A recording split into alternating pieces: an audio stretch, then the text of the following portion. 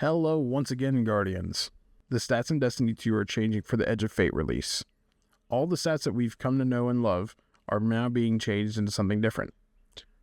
Every single one of the 6 stats is now being changed to a different kind of stat, and they also do something different and can go up to 200. We're going to go over what they all do real quick, and I'm going to show you some breakdowns of numbers. First of all, mobility is now becoming the weapons stat. Weapon stat has to obviously do with your actual weapons in Destiny. So this won't have anything to do with your ability damage or your ability cooldowns or anything like that. It's purely just weapons. For 1 to 100, we have improves weapon reload and handling speeds, improves weapon damage versus minor and major combatants. And this scales from 0 to 15% for primary and special, 0 to 10% for heavies.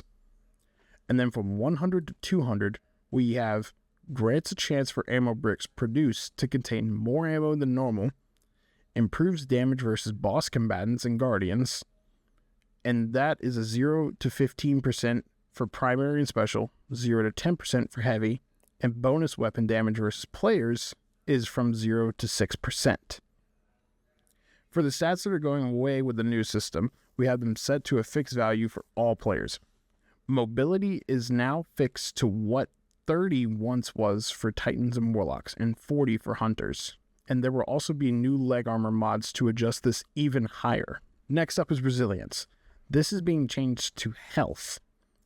Health from 1 to 100 grants 0 to 70 healing when picking up an orb of power, and then 0 to 10% flinch resistance. And then from 100 to 200, shields start recharging 0 to 25% more quickly, and take 0 to 50% less time to fully recharge. And then there's also 0 to 20 additional shield capacity versus combatants. So health is becoming at level 100 to 200 of sort of mix between resilience and a little bit of recovery as well, with also like the mod for healing whenever you pick up an orb of power. Also, I didn't throw this in during the first recording, but resilience for PvP purposes is fixed to level 10 naturally across all classes. Next up is recovery. This is being changed to class. So for 1 to 100, this improves base cooldown of your class ability. We don't have any numbers on this yet. And then improves the amount of class energy gained from external sources and any class regeneration speed scalers from other sources. And then from 100 to 200, it grants a 0 to 40 health overshield, and then that's a 0 to 10 in PvP overshield on casting your class ability. Duration is determined by the ability that's used.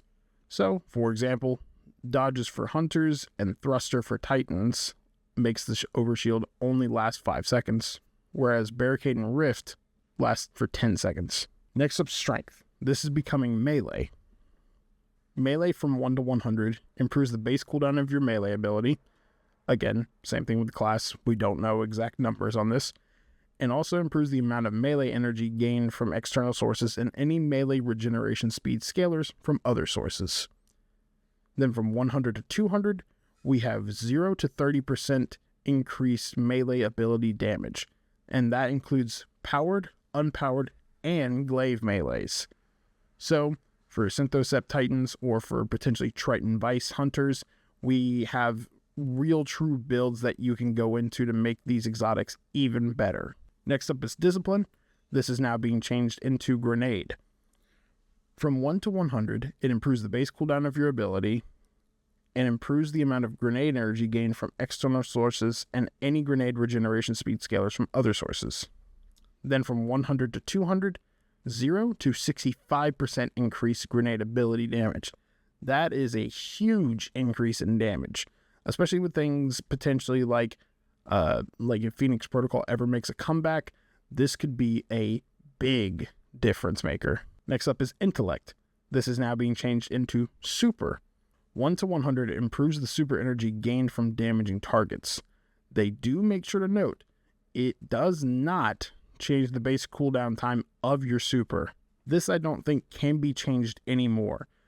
I would imagine that they probably rework a lot of super base cooldown times because of the fact that they are no longer able to be affected by Intellect.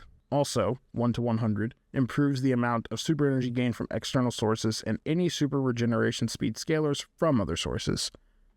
Then from 100 to 200, we have 0 to 45% increased super ability damage.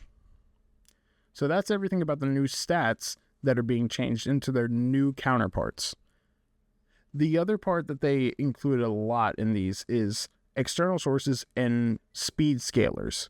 So what we're thinking of is something like Demolitionist or potentially like Crown of Tempest, something that gives you chunk ability energy. This is now affected by directly how much you have in that stat. So if you have a ton of grenade ability, that means perks like Demolitionist are going to give you a lot more grenade energy back now than they did before. But that's basically all I have for new stats as of right now. Let me know how you guys feel about this. This is a whole new system that I honestly do like the possibility of with especially raid fights with the Witness, where like Titans, for instance, aren't as useful because their super cannot reach, as opposed to Hunters who are able to use their super from a long distance. Warlocks who have their Well of Radiance are always useful, whereas Titans just didn't really have much to do. Now, if you're a Titan, you can still spec into weapon damage so that you can still be somewhat useful. Let me know how you guys feel about all these changes in the comments. Remember to like this video for more content like this, and I'll see you on the next one.